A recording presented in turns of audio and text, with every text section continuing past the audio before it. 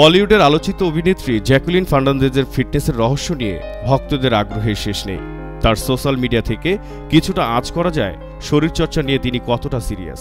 বাদ দেন না রূপচর্চায়ও, তবে জিমে গিয়ে শরীরচর্চা করা যেমন তার পছন্দ নয়, তেমনি দোকান থেকে কেনা প্রসাধনীয় বেশি ব্যবহার করেন না জ্যাকুলিন।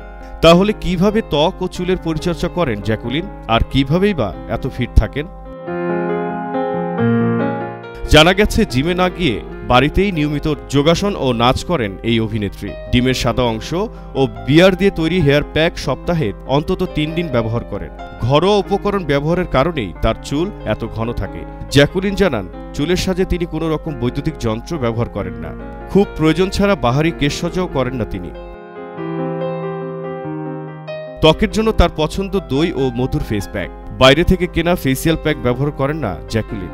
তবে গরমের দিনগুলোতে মুখে বরফ ঘষেন। ঠোঁট নরম রাখতে কেনা লিপ বাম নয়, বরং রাতে শোয়ার আগে খানিকটা মধু লাগান।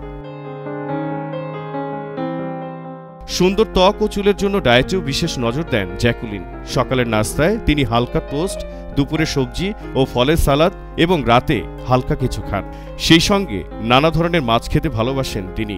জ্যাকুলিন মনে করেন বেশি মাছ ও সবজি খাওয়ার কারণে তার চাহিদা মতো পর্যাপ্ত ওমেগা 3 ফ্যাটি অ্যাসিড পান, আর এ কারণেই তার ত্বক ও চুল এত সুন্দর থাকে। জহিরুল ইসলাম জহির, এশিয়ান পোস্ট।